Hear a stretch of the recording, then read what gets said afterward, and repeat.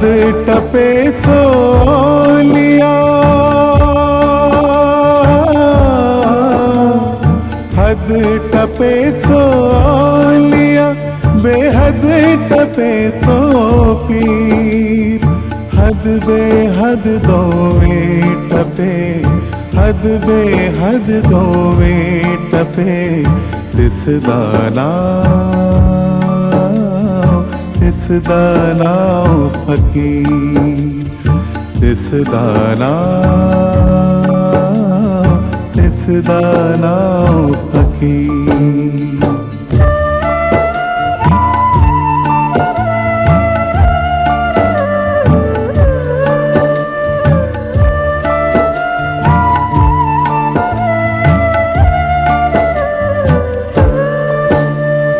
हद टपे सो लिया, बेहद टपे सो पीर।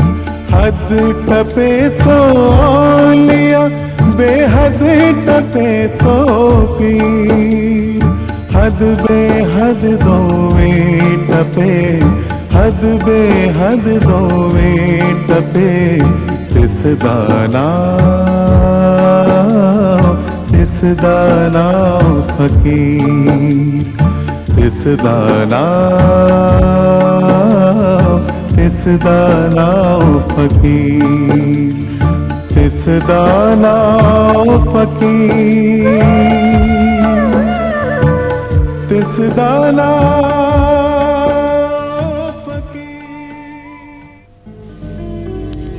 मजहब के रास्ते अलग अलग हैं, लेकिन मंजिल एक है। संसार के सभी समाजों में महापुरुष सत्य की तलाश करते आए हैं, समाज को शांति और भाईचारे का संदेश देते आए हैं। इसी संदेश का एक हिस्सा ये भी है कि मनुष्य संसार में गृहस्थ जीवन बिताते हुए भी पूर्ण मानसिक और शारीरिक संतुलन प्राप्त करे। अब से करीब 54 साल पहले अविभाजित भारत के सिंध प्रांत के बैरानी गांव में जन्मे बालक आसुमल ने ऐसा लगता है कि मां की कोख से ही आध्यात्मिक जीवन में रुचि पैदा कर ली थी।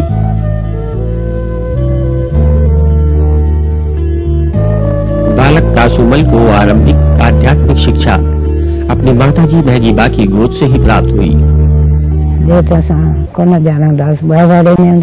इसका जन्म 3 बहनों के बाद हुआ। 3 लड़कियों के बाद पैदा होने वाले बच्चे को त्रेखन कहते हैं। जब मैंने इसको देखा, गोरा लाल तेजस्वी चेहरा,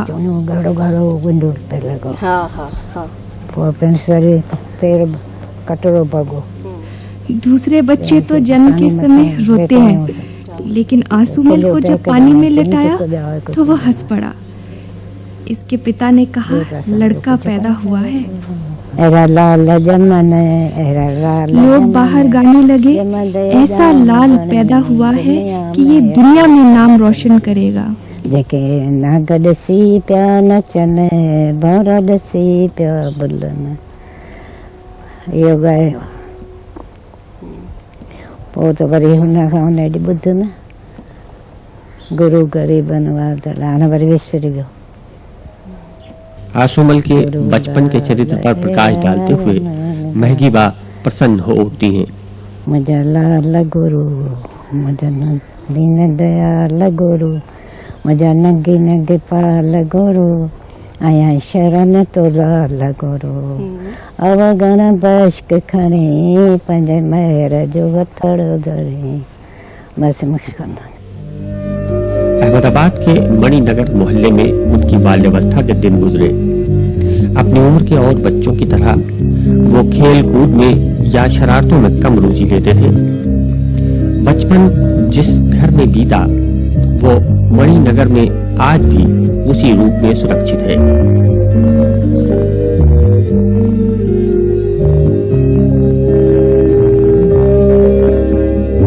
स्कूल से भी उनका मन उचाट ही रहता था। कुछ साल बाद पिता की मृत्यु हो गई। परिवार में जिम्मेदारियों का बंटवारा हुआ। बड़े भाई ने तय किया कि आसाराम अब काम धंधे से लग जाएं। पढ़ाई लिखाई छुड़ाकर उन्हें खांड की दुकान पर बिठा दिया गया। वो दुकान आज भी उसी रूप में कायम है।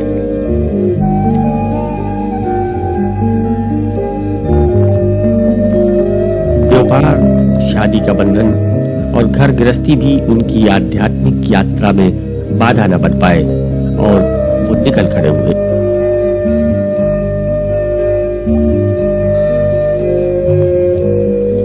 पर्वत, गुफा, कछार, वन, तीर्थ और गंगा, यमुना, नर्मदा जैसी पवित्र नदियों के तटवर्ती क्षेत्रों में वे चलते रहे। अपनी बढ़ती हुई जिज्ञासा को शांत करने के लिए, जन्म जन्म के सत्य की प्राप्ति की जिज्ञासा पूरी करने के लिए आसाराम जी ने देश का कोना कोना छान मारा। पूरब, पश्चिम, उत्तर, दक्षिण हर दिशा में उनके कदम बढ़ते रहे। आध्यात्मिक यात्रा के वो पल जब मनुष्य को फैसला करना होता है कि उसे किस राह पर चलना है, उसे कौन सी मंजिल को पाना है। उनकी इस यात्रा में उनके संस्कार भी उनके संग संग चलते रहे। जहां पारिवारिक परिस्थितियां बहुत पीछे छूटती जा रही थीं, जिज्ञासा हर पल बढ़ती जा रही थी। उत्तराखंड में उन्हें जैसे मंजिल मिल गई। नैनीताल के पास भ्रमण करते हुए उन्हें गुरु स्वामी लीला शाह के दर्शन हुए। गुरु ने शिष्य को परखा और शिष्य ने गुरु के सामने समर्पण किया। उनके मार्गदर्शन में साधना शुरू की। गुरु के बताए साधना पथ पर चलते हुए संत आसाराम ने वो सिद्धि प्राप्त की जिसके लिए वे घर से निकले थे।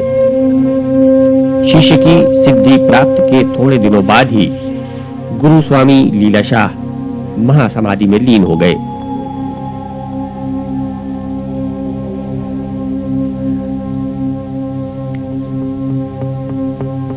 आसाराम को आत्म साक्षात्कार हुआ। उस समय उनकी उम्र कोई 23 साल रही होगी। शिष्य की उपलब्धि से संतुष्ट होकर गुरु ने आदेश दिया कि वे घर परिवार में लौट जाएं। एक गृहस्थ योगी की तरह रहते हुए अपने जीवन को आध्यात्म की प्रयोगशाला बनाएं।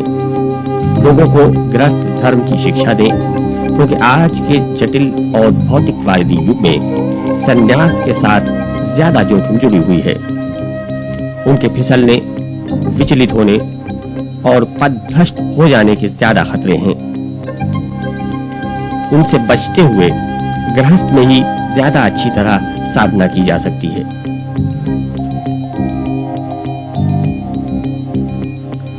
गुरु का आदेश पाकर आसाराम जी अपने परिवार में लौट गए।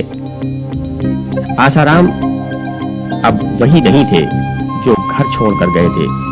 उनके व्यक्तित्व में परम सत्य का